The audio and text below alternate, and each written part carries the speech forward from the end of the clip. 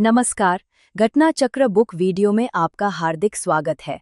आइए प्रारंभ करें इस यात्रा को, जहां हर विषय वस्तु को हम सरल, स्पष्ट और परीक्षा उपयोगी ढंग से प्रस्तुत करेंगे।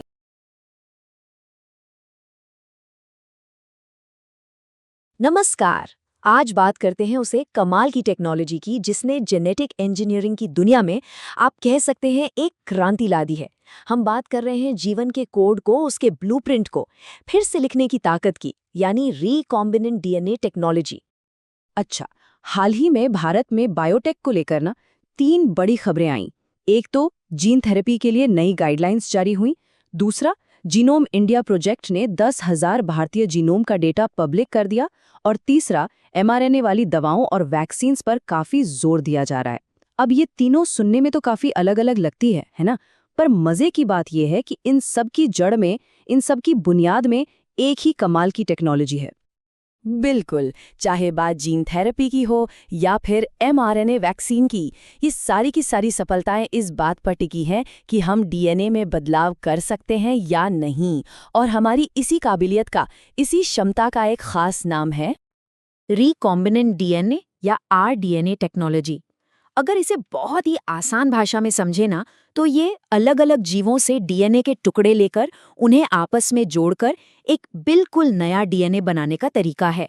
एक तरह की आर्ट है, और सच पूछिए तो यही जेनेटिक इंजीनियरिंग की नींव है। तो सवाल ये उठता है कि आखिर ये होता कैसे है। इसको समझने के लिए जरा सोचिए कि साइंटिस्ट के पास ना एक बायोलॉजिकल टूल किट है। हाँ, एक ऐसा टूल किट जिसमें ऐसे औजार हैं जो उन्हें लाइफ के कोड को कट और पेस्ट करने की ताकत देते हैं। अब इस टूलकिट में 2 सबसे जरूरी औजार हैं। पहला है मॉलिक्यूलर सिजर्स, यानी आणविक कैंची, जिन्हें हम साइंटिफिकली कहते हैं रिस्ट्रिक्शन एंडोन्यूक्लिएज। इन एंजाइम्स का काम है डीएनए को बहुत ही खास जगहों से एकदम सटीकता से काटना। और दूसरा औजार है मॉलिक्यूलर ग्लू, मतलब आणविक गोंद। इसका नाम है डीएनए लाइगेज, और जैसा कि नाम से ही जाहिर है, ये डीएनए के कटे हुए टुकड़ों को वापस चिपका देता है। और यही कट और पेस्ट करने की जो काबिलियत है ना, यही इस पूरी टेक्नोलॉजी का दिल है, इसका मूल सिद्धांत। इसी की वजह से साइंटिस्ट के पास वो कमाल की ताकत आती है कि वो एक जीव से कोई जीन निकालकर उसे किसी दूसरे जीव में डाल सकें। ठीक है, तो अब हमारे पास कैंची भी है और गोंद भी। तो चलिए अब ये देखते हैं कि साइंटिस्ट असल में इनका इस्तेमाल करते कैसे हैं और कैसे एक नया रिकॉम्बिनेंट डीएनए मॉलिक्यूल तैयार किया जाता है। तो देखिए, प्रोसेस कुछ ऐसे चलता है। सबसे पहला स्टेप, साइंटिस्ट उस जीन को आइसोलेट करते, मतलब अलग करते हैं जिसमें उनकी दिलचस्पी है। इसके साथ ही वो एक वेक्टर को भी अलग करते हैं। ये वेक्टर एक तरह की डिलीवरी गाड़ी समझिए, जो जीन को उसकी मंजिल तक ले जाएगी। ज्यादातर मामलों में ये बैक्टीरिया से मिलने वाला एक छोटा सा गोल डीएनए होता है, जिसे प्लाज्मिड कहते हैं। अब हमारी आणविक कैंची जीन को भी काटती है और उस वेक्टर को भी। फिर आती है आणविक गोंद की बारी, जो उस जीन को वेक्टर के अंदर चिपका देती है। और बस आखिर में इस नए बने बनाए डीएनए को एक होस्ट सेल, यानी मेजबान कोशिका के अंदर डाल दिया जाता है। फिर वो कोशिका अपनी लाखों करोड़ों कॉपीज बनाती है, और साथ ही हमारे नए जेनेटिक कोड की भी। लेकिन यहाँ एक बहुत ही मजेदार डिटेल है। जब ये आणविक कैंची डीएनए को काटती है ना, तो वो एकदम सीधा कट नहीं लगाती। वो एक खास तरह का कट लगाती है, जिससे जो सिरे बनते हैं उन्हें स्टिकी एंड्स कहते हैं, मतलब चिपचिपे सिरे। तो सवाल ये है कि भाई इन स्टिकी एंड्स का फायदा क्या है? जवाब इसका ना बहुत ही शानदार है। ये स्टिकी एंड्स असल में पजल के टुकड़ों की तरह काम करते हैं। क्योंकि इनके सिरे एक दूसरे से पूरी तरह मेल खाते हैं, ये इस बात को पक्का करते हैं कि जीन का टुकड़ा वेक्टर में एकदम सही जगह पर और सही दिशा में ही जुड़े। इससे क्या होता है, पूरी की पूरी प्रक्रिया बहुत ज्यादा एफिशिएंट, बहुत ज्यादा असरदार हो जाती है। अच्छा, एक और सवाल। लाखों करोड़ों सेल्स की भीड़ में साइंटिस्ट को ये कैसे पता चलता है कि कौन सी सेल ने हमारा नया डीएनए अपनाया है? इसके लिए वो कुछ बहुत ही क्लेवर मार्कर्स का इस्तेमाल करते हैं। जैसे कुछ मार्कर्स ऐसे होते हैं जो सिर्फ उन्हीं सेल्स को जिंदा रहने देते हैं जिनमें हमारा नया डीएनए मौजूद हो, बाकी सब मर जाते हैं।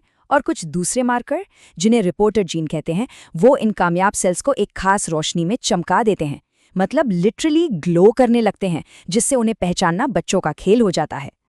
तो ठीक है, हमने जीन को कामयाबी से एक सेल के अंदर पहुंचा दिया। लेकिन असली खेल, असली जादू तो अब शुरू होता है। और वो क्या है? उस जीन से एक काम की चीज, एक यूजफुल प्रोडक्ट बनवाना। देखिए, यहाँ पर हमारा फाइनल गोल ये है कि वो मेजबान कोशिका, वो होस्ट सेल, हमारे डाले हुए नए जीन को एक्सप्रेस करे। मतलब उस जीन में लिखे इंस्ट्रक्शंस को पढ़े और उसके हिसाब से एक खास प्रोटीन बनाए, जैसे कि इंसुलिन। तो एक तरह से वो छोटी सी कोशिका हमारे लिए एक मिनी बायोलॉजिकल फैक्ट्री बन जाती है।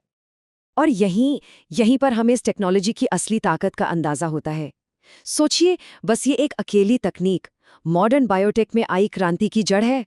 चाहे वो कीड़ों से खराब ना होने वाली जीएम फसलें हों या फिर जेनेटिक बीमारियों का इलाज करने वाली जीन थेरेपी, डायबिटीज के मरीजों के लिए बनने वाला इंसुलिन हो या फिर डीएनए वैक्सीन, ये सब कुछ इसी एक बुनियाद पर टिका है। इस टेक्नोलॉजी ने हमारी दुनिया को पहले ही बहुत बदल दिया है, ये तो हम देख ही चुके हैं। पर यकीन मानिए, ये तो बस एक शुरुआत है। असली सवाल तो ये है कि आने वाले भविष्य में ये हमें और कहां-कहां ले जा सकती है। तो जाते जाते एक सवाल के साथ छोड़ते हैं। जरा सोचिए, जैसे जैसे लाइफ के कोड को कट और पेस्ट करने वाले हमारे औजार और भी ज्यादा प्रिसाइज और भी ज्यादा सटीक होते जाएंगे, तब इंसानियत कौन कौन सी नई और ऐसी संभावनाओं के दरवाजे खोलेगी जिनके बारे में आज हम सोच भी नहीं सकते। भविष्य जो भी हो, एक बात तो पक्की है, ये बहुत ही रोमांचक होने वाला है।